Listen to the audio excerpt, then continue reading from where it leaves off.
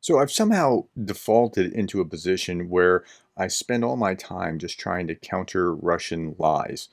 And I'll show you what I mean by that because the evidence is everywhere. And a kind of administration or regime, and I'm going to use the word regime because they talk about the Kiev regime all the time.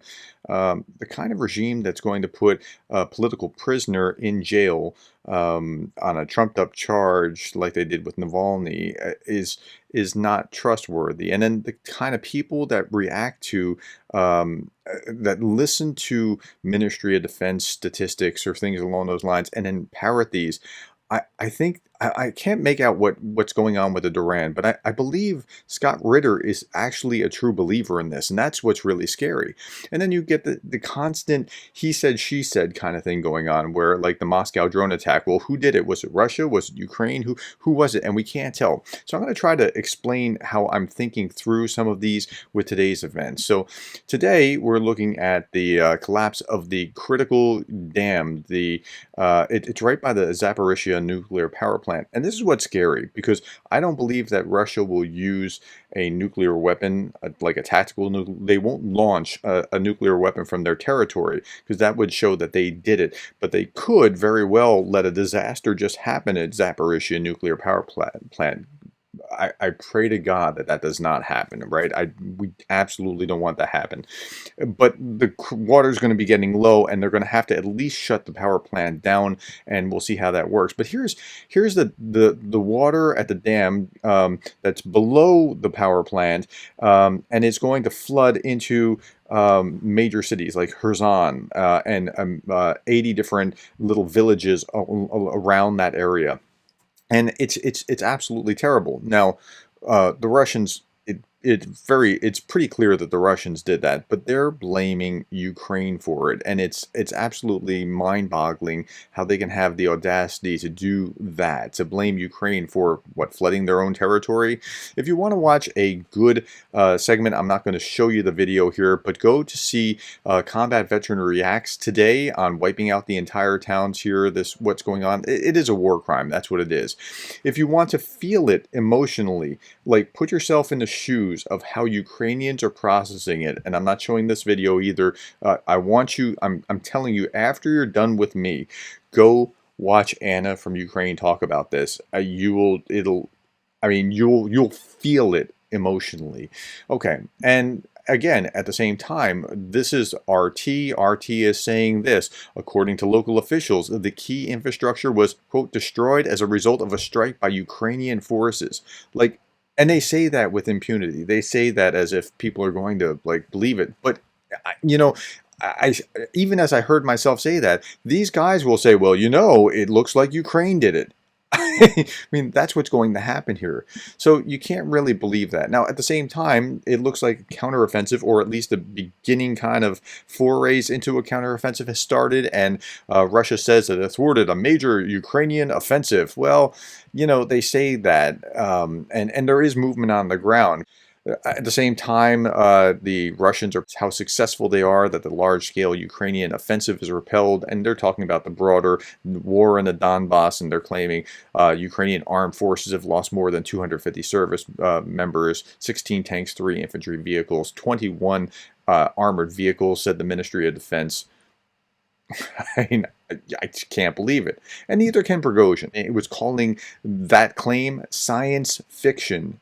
That's amazing. And I'm going to do a whole different video on Prigozhin himself and his fights with the Russian Ministry of Defense and the Chechens and whatever else.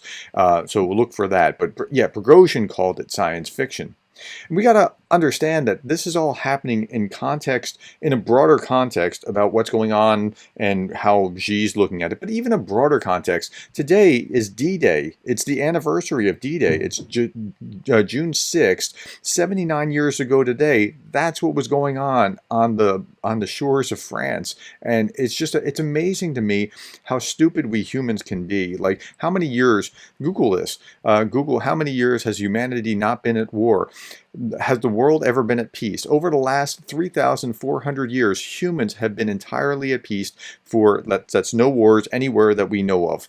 And it could be that some tribe somewhere were still at war, but at 268 8 years, or just 8% of recorded history, humans have been at peace. See, this is our default position because humanity is terrible to, I mean, humans are terrible to other humans. That's the reality. And this is one of the reasons that I'm supporting Ukraine, because I see the barbarity being inflicted on Ukraine even now.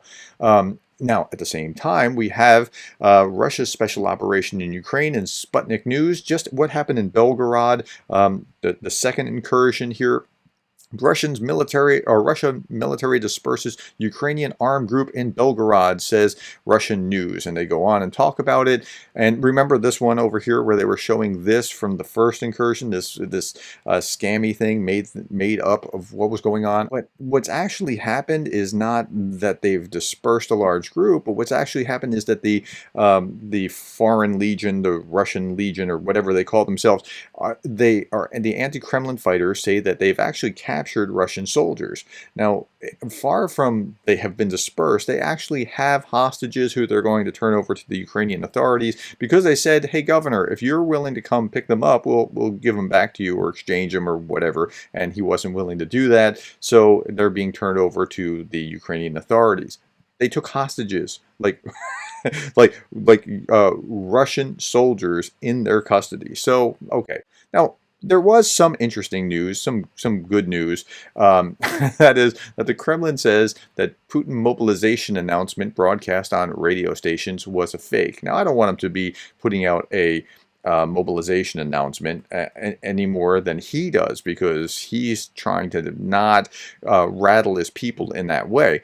So what happened was that there was a Kremlin radio address that was supposedly by Vladimir Putin announcing a full-scale mobilization, and Peskov is saying it's not true. This is one of the few times where Peskov is actually telling the truth. So here we go. Peskov's statement came out hours after several radio stations broadcast what was introduced as a statement by the president, in which it was announced that Ukrainian forces, quote, armed to their teeth by NATO and with the support and approval of Washington, invaded the Kursk, Belgorod, and Bryansk regions, and as a result, martial law was being imposed in those areas. And it went on, it continued.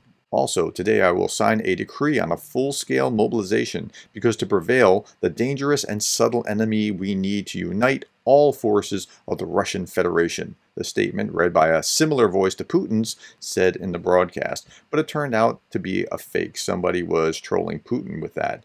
So that's what's going on here. And you know, it's hard to sift out what's true from what's false, but I have to side on, and I get a lot of this when, like, comments in the Duran video. People will say, well, you really believe Western media? No, listen, I take Western media with a grain of salt. I know that Western media has a narrative to it, but I'm looking for the facts within a narrative, facts that I can triangulate on, and they actually have some journalistic standards. I can't really believe the Russian Ministry of Defense because they've been proven to be liars, and to believe a proven liar, even if they're telling you the thing that you want, seems to be a fool's errand.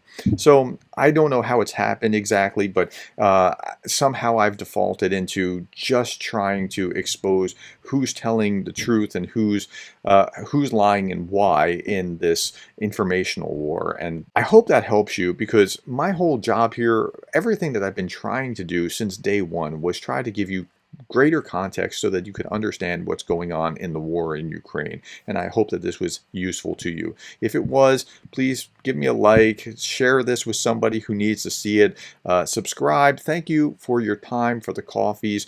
But more than anything else, I want to thank you sincerely from the bottom of my heart for being the kind of person that cares about Ukraine.